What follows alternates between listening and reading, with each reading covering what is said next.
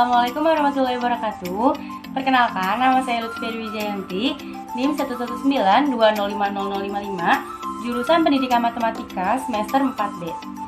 Di video ini, saya akan menjelaskan materi tentang pertidaksamaan kuadrat. Yuk, simak baik-baik.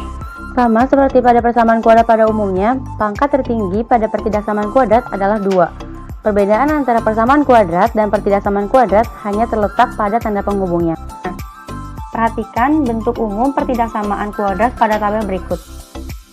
Pada pertidaksamaan, tanda penghubungnya itu ada kurang dari sama dengan, lebih dari sama dengan, dan tidak sama dengan. Sedangkan tanda penghubung persamaan kuadrat hanya sama dengan saja. Kemudian, langkah-langkah menentukan himpunan penyelesaian pertidaksamaan kuadrat. Langkah yang pertama yaitu menentukan akar-akar dari pertidaksamaan kuadrat yang memenuhi harga 0. Nah, cara mengambil nilai 0 dari pertidaksamaan kuadrat hanya dengan mengganti tanda pertidaksamaan menjadi tanda sama dengan, sehingga diperoleh bentuk sementara berupa persamaan kuadrat. Setelah mendapatkan akar-akar persamaan kuadrat yang memenuhi, buatlah garis bilangan. Misalkan, nilai-nilai akar yang diperoleh dari perhitungan sebelumnya adalah A dan B. Maka, garis bilangan yang dapat dibentuk dapat dilihat seperti gambar berikut. Jika bulatan tidak penuh, maka pertidaksamaan itu berupa lebih dari atau kurang dari. Sedangkan jika bulatannya penuh, berarti pertidaksamaan itu berupa lebih dari sama dengan atau kurang dari sama dengan. Setelah dapat membentuk daerah garis bilangan seperti gambar tadi, berikutnya adalah menentukan nilai pada masing-masing daerah. Caranya, dengan mengambil satu titik uji pada suatu daerah. Hasil dari titik uji menunjukkan nilai yang mewakili keseluruhan daerah tersebut. Untuk daerah yang lain, biasanya akan bergantian. Maksudnya, jika hasil titik uji menghasilkan daerah positif, maka daerah sebelahnya itu adalah kebalikan, yaitu negatif. Begitupun sebaliknya. Namun, terdapat pengecualian, jika terdapat akar kembar, maka hanya terdapat satu titik saja. Sehingga, daerah kanan dan kiri pada titik uji memiliki tanda yang sama. Misal, kanan positif, kanan negatif, kiri negatif. Hasil dari daerah yang memenuhi pertidaksamaan kuadrat biasanya disajikan dalam bentuk himpunan. Nah, cara menentukan notasi himpunan dari garis bilangan berikut adalah tabel cara membaca himpunan penyelesaian dari garis bilangan yang diberikan secara umum. Dan seperti yang telah dijelaskan tadi, bahwa bulatan penuh menunjukkan tanda pertidaksamaan kurang dari sama dengan dan lebih dari sama dengan. Sedangkan bulatan tidak penuh menunjukkan kurang dari atau lebih dari. Nah, untuk penerapan lebih jelasnya, langsung saja kita ke contoh soal. Contoh soal yang pertama yaitu himpunan penyelesaian dari pertidaksamaan x kuadrat min 5x min 14 kurang dari sama dengan 0, di mana x adalah anggota bilangan real adalah. Nah, untuk pembahasannya sesuai dengan yang tadi sudah dijelaskan, bahwa langkah yang pertama yaitu menentukan akar-akar dari pertidaksamaan kuadrat yang memenuhi harga 0 dengan cara mengganti tanda pertidaksamaan menjadi tanda sama dengan. Nah, dari persamaan kuadrat ini didapatkan x yang memenuhi yaitu x sama dengan 7 atau x sama dengan negatif 2. Berdasarkan hasil di atas dapat dibentuk batas daerah dalam garis bilangan seperti gambar di bawah ini.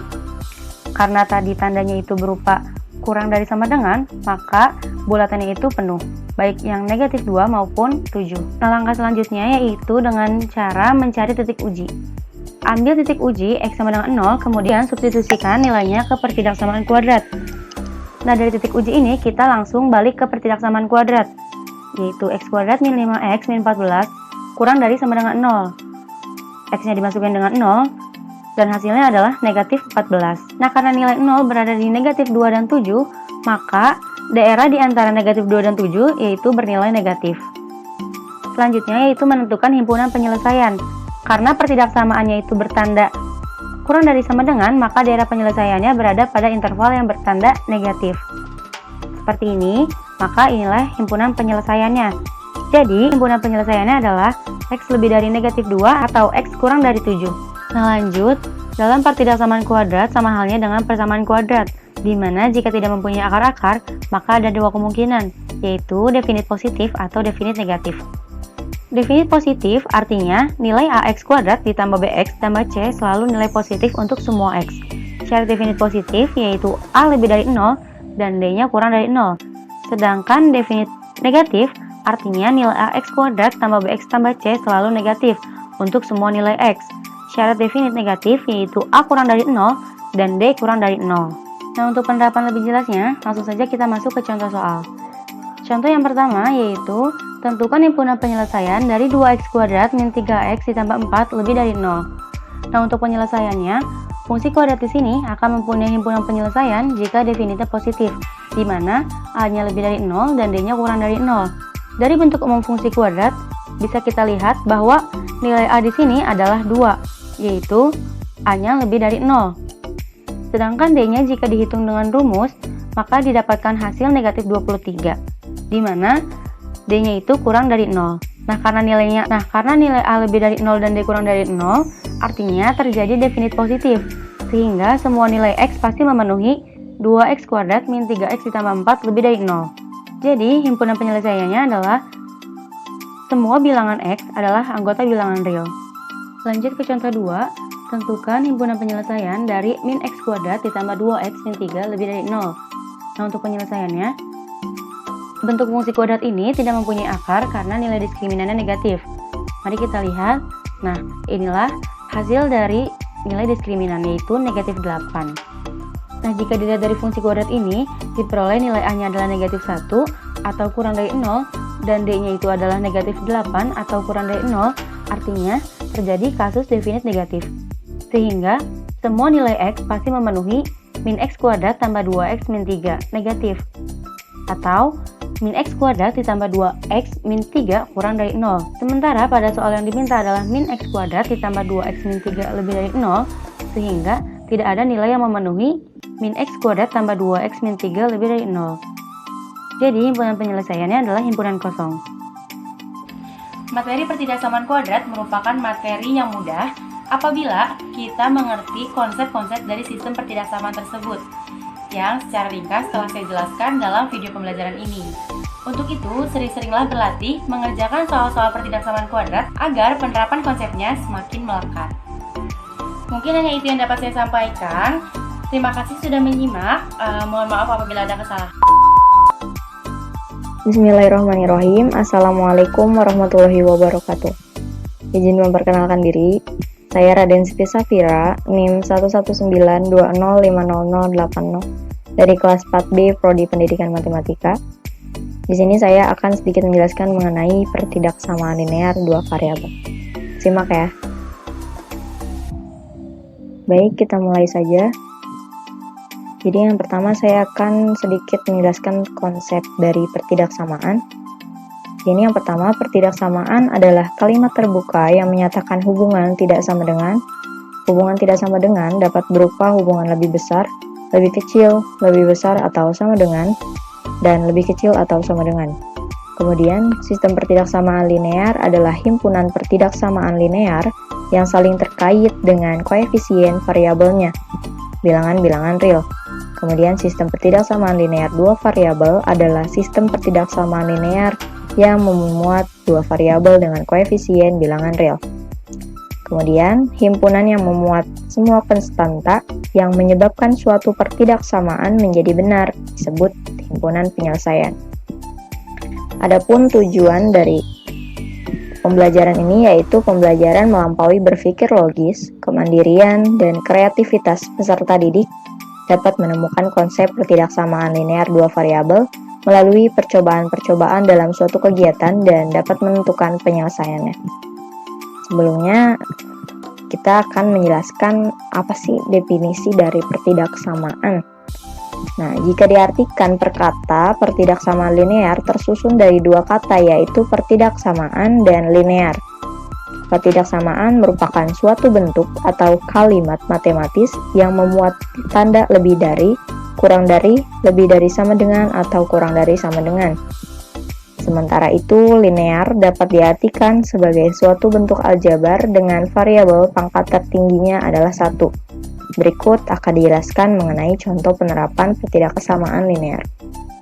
Sebelumnya, kalian tahu gak sih apa itu pertidaksamaan linear dua variabel? Nah, jadi pertidaksamaan linear dua variabel adalah bentuk pertidaksamaan yang memuat dua peubah atau variabel dengan pangkat tertinggi variabel tersebut, yaitu adalah 1. Kita lanjut ke Kemudian ada bentuk dari pertidaksamaan linear dua variabel. Nah, itu sebagai berikut ya. Jadi bentuk persamaan linear dua variabel itu yang pertama ada AX tambah BY lebih dari C, kemudian AX ditambah BY kurang dari C, kemudian AX ditambah BY kurang dari, kemudian AX tambah BY lebih dari sama dengan C, AX tambah BY kurang dari sama dengan C. Keterangannya, X dan Y yaitu variabel, kemudian A itu adalah koefisien variabel X, kemudian B yaitu koefisien variabel dari Y, kemudian ada C itu adalah konstanta, kemudian simbol lebih dari kurang dari, lebih dari sama dengan, dan kurang dari sama dengan yaitu adalah tanda pertidaksamaan. Nah, sekarang kita lanjut ke contoh soal, yaitu himpunan penyelesaian dari persamaan mutlak 2x ditambah 3 sama dengan mutlak x tambah 6 adalah, di sini ada pilihannya, yang pertama yaitu 3, 0, 0,3, min 3,3. Jadi penyelesaiannya seperti ini. Kita tulis kembali penyelesaian dari persamaan yang akan kita cari, yaitu mutlak 2x ditambah 3 sama dengan mutlak x tambah 6. Kita turunkan mutlak menjadi pangkat, yaitu menjadi 2x tambah 3 pangkat 2, kemudian x ditambah 6 pangkat 2. Kita turunkan menjadi 4x pangkat 2 ditambah 12x dan ditambah 9 sama dengan x pangkat 2 ditambah 12x dan ditambah 36. Kita turunkan lagi 3x pangkat 2 min 27 sama dengan 0. Kemudian ini kita sama-sama bagi 3 menjadikan hasil x pangkat 2 min 9 sama dengan 0. Jadilah x ditambah 3, x min 3 sama dengan 0. Maka hasilnya x sama dengan min 3 atau x sama dengan 3. Kemudian sudah kita temukan himpunan penyelesaian dari persamaan mutlak 2x ditambah 3 sama dengan mutlak x tambah 6 adalah min 3,3. Jawabannya adalah D. Kemudian selanjutnya kita bisa simpulkan. Jadi kesimpulannya yaitu pertidaksamaan linear dua variabel adalah bentuk pertidaksamaan yang memuat dua peubah atau variabel dengan pangkat tertinggi variabel tersebut, yaitu adalah 1. Kemudian kembali lagi ke yang tadi. Jadi pertidaksamaan merupakan suatu bentuk atau kalimat matematis yang memuat tanda lebih dari, kurang dari, lebih dari, sama dengan, dan kurang dari sama dengan. Sementara itu, linear dapat diartikan sebagai suatu bentuk aljabar dengan variabel pangkat tertingginya adalah 1. Kemudian mungkin cukup sekian dari saya. Mohon maaf apabila ada kesalahan. Kurang lebihnya mohon dimaafkan. Assalamualaikum warahmatullahi wabarakatuh. Assalamualaikum warahmatullahi wabarakatuh. Perkenalkan, nama saya Muhammad Tamzimul Haq, NIM 11920500065, jurusan Pendidikan Matematika semester 4B. Dalam video ini saya akan menjelaskan materi mengenai fungsi kuadrat. Nah, fungsi kuadrat itu memiliki beberapa subpembahasan materi. Di antaranya yang pertama bentuk umum fungsi kuadrat, yang kedua grafik fungsi kuadrat, yang ketiga sifat-sifat grafik fungsi kuadrat, yang keempat menyusun persamaan grafik fungsi kuadrat, yang kelima contoh dan soal fungsi kuadrat dan pembahasannya. Dalam video kali ini akan saya jelaskan mengenai subpembahasan materi fungsi kuadrat yang sejumlah 5 poin tersebut. Untuk yang pertama yaitu adalah bentuk umum fungsi kuadrat. Nah, fungsi kuadrat itu adalah suatu persamaan dari variabel yang mempunyai pangkat tertinggi 2. Fungsi ini berkaitan dengan persamaan kuadrat. Nah, ingat, berkaitan dengan persamaan kuadrat. Bentuk umum fungsi kuadrat itu adalah fx sama dengan ax kuadrat plus bx ditambah c. Nah, dengan a dan b itu merupakan koefisien dan c adalah konstanta, serta a tidak boleh sama dengan 0. Nah, jadi a di sini tidak boleh sama dengan 0. Dan a, b ini merupakan koefisien, sedangkan c itu adalah konstanta. Lanjut, fungsi kuadrat fx itu juga dapat ditulis dalam bentuk y, atau y sama dengan ax kuadrat plus bx plus c. Nah, kemudian dengan x adalah variabel bebas dan y adalah variabel terikat. Jadi bian selanjutnya grafik fungsi kuadrat. Nah, fungsi kuadrat y sama dengan ax kuadrat plus bx plus c itu dapat digambarkan ke dalam koordinat kartesius sehingga diperoleh suatu grafik fungsi kuadrat. Sumbu x adalah domain dan sumbu y adalah kodomain. Yang dimaksud domain itu adalah daerah asal dan kodomain itu daerah hasil. Nah, grafik dari fungsi kuadrat berbentuk seperti parabola sehingga sering disebut grafik parabola. Nah, sebagai contoh, grafik dari fungsi fx sama dengan x kuadrat min 2x min 3 itu adalah, jadi kita cari dulu koordinat x dan koordinat y-nya. Nah, kita masukkan koordinat x ke dalam fungsinya. Nah, ketika x itu diganti dengan min 2, maka akan dihasilkan y sama dengan 5. Ketika x itu dimasukkan min 1, maka akan menghasilkan 0, ya, dan seterusnya. Nah, akhirnya kita bisa menggambarkan grafiknya seperti gambar di bawah ini. Nah, atau grafik yang menyerupai dengan parabola. Nah, selanjutnya sifat-sifat grafik fungsi kuadrat. Dalam fungsi kuadrat itu ada beberapa sifat. Yang pertama, grafik terbuka. Nah, terus yang kedua, sifat titik puncak. Terus yang ketiga, sifat sumbu simetri. Yang keempat, sifat titik potong sumbu y. Yang kelima, titik potong sumbu x. Yang pertama, grafik terbuka. Jadi grafik fx sama dengan ax kuadrat plus bx plus c itu dapat terbuka ke atas atau terbuka ke bawah. Jadi artinya grafik ini mempunyai dua kemungkinan, terbuka ke atas atau terbuka ke bawah. Sifat ini ditentukan oleh nilai a. Jika a dalam ax kuadrat ini nilai a-nya ini lebih besar dari 0, maka grafik terbuka ke atas. Jika a kurang dari 0, maka grafik terbuka ke bawah. Nah, seperti gambar di bawah ini. Terus kemudian sifat yang kedua yaitu titik puncak. Grafik kuadrat itu mempunyai titik puncak atau titik balik. Jika grafik terbuka ke bawah, maka titik puncaknya adalah titik maksimum.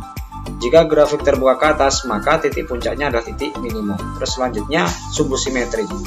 Sumbu simetri membagi grafik kuadrat menjadi dua bagian sehingga tepat berada di titik puncak. Karena itu letaknya pada grafik fx sama dengan ax kuadrat plus bx plus c itu berada pada x sama dengan min b per 2a. Nah, ini terus kemudian yang selanjutnya titik potong sumbu y. Nah, grafik y sama dengan ax kuadrat plus bx plus c itu memotong sumbu y di x sama dengan 0. Jika nilai x itu diambil sama dengan 0, terus kemudian disubstitusikan ke dalam fungsi, maka diperoleh y potongnya itu berada di 0, c, berapapun nilai c-nya. Nah, karena c itu adalah konstanta.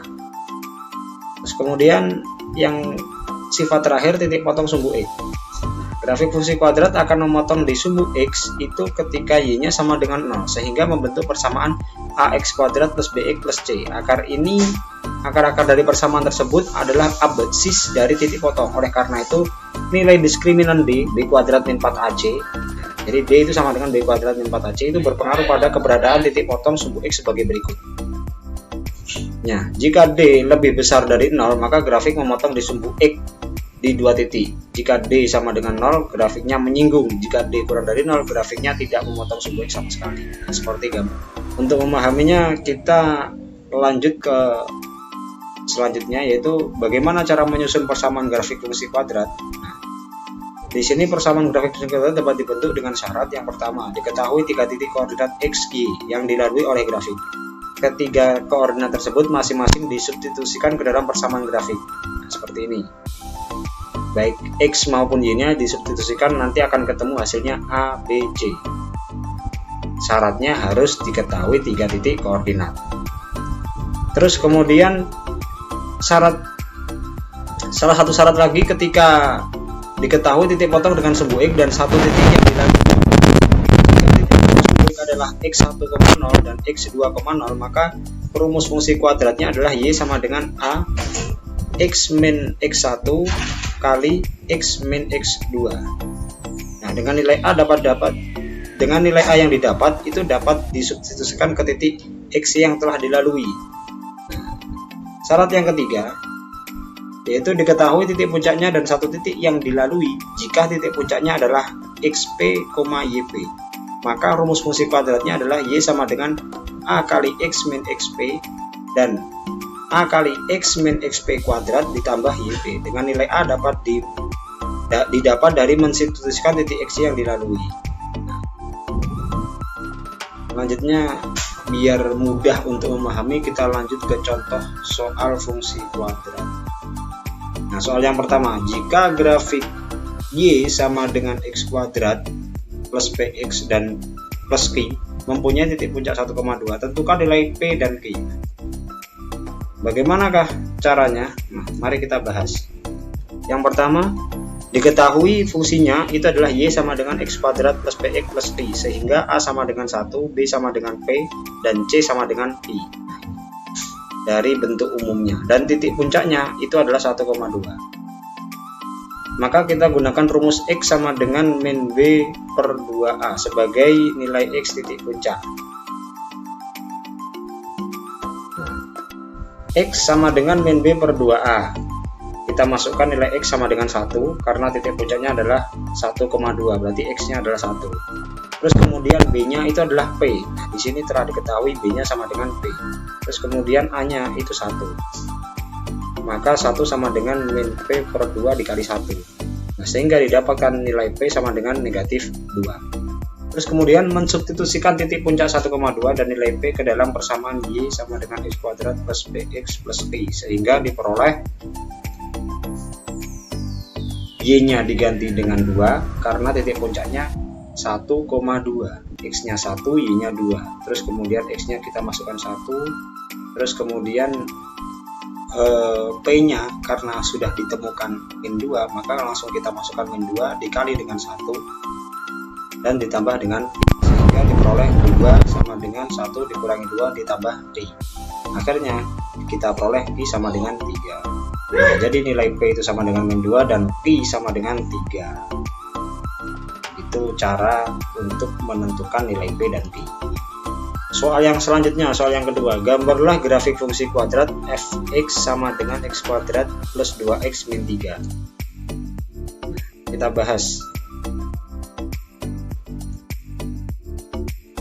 Jadi kita telah mengetahui bahwasanya fungsinya itu adalah fx sama dengan x kuadrat plus 2x min 3, sehingga A sama dengan 1, terus kemudian B nya sama dengan 2, dan C nya sama dengan negatif 3.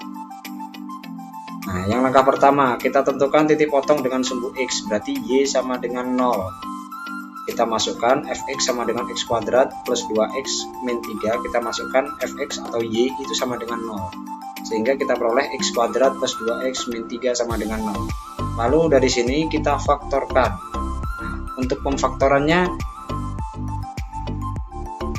bisa kita lihat bahwasanya faktor dari x kuadrat plus 2x min 3 itu sama dengan x plus 3 dikali x min 1, sehingga diperoleh x sama dengan 3 atau x sama dengan min 3 atau x sama dengan 1.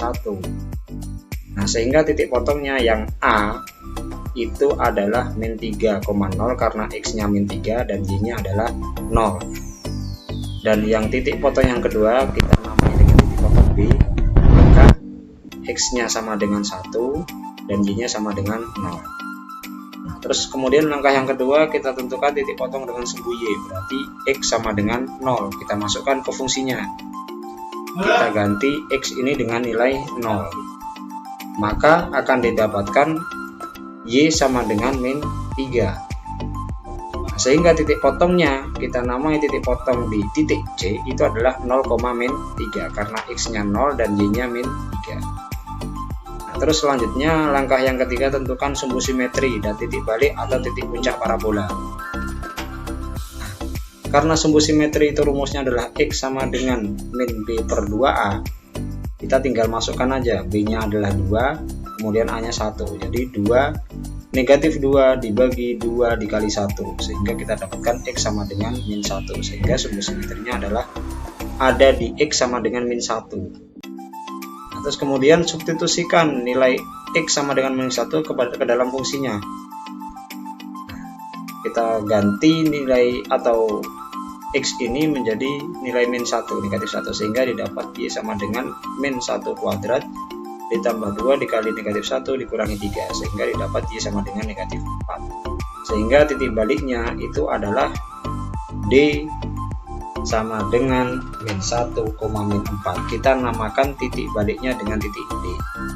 Nah, sehingga kita bisa melihat bahwasannya yang tergambar, nah ini titik A-nya tadi, ini titik B, titik potong dengan sumbu X. Terus kemudian sumbu simetrinya X sama dengan 1, dan titik baliknya itu adalah negatif 4. X-nya min 1, Y-nya negatif 4, sehingga gambarnya terbuka ke atas karena nilai A-nya itu adalah positif atau lebih besar dari 0, sehingga grafiknya terbuka ke atas. Nah, itulah pembahasan dari materi fungsi kuadrat. Untuk memahami materi dan konsep biar lebih menancap dalam ingatan kita, maka kita harus sering berlatih dalam mengerjakan soal fungsi kuadrat dan memahami tentang persamaan kuadrat, karena itu saling berhubungan. Nah, itu tadi materi mengenai fungsi kuadrat yang telah saya sampaikan melalui video pembelajaran ini. Nah, sangat mudah sekali bukan? Nah, untuk lebih memudahkan dan memahami konsep dari fungsi kuadrat, sebelumnya kalian juga harus tentu memahami tentang konsep dari persamaan kuadrat, karena itu saling berhubungan. Nah, jangan menyerah, yang penting terus berlatih, karena sebenarnya matematika itu mudah. Nah, kurang lebihnya cukup sekian dari saya. Wabillahi taufiq wal hidayah. Wassalamualaikum warahmatullahi wabarakatuh.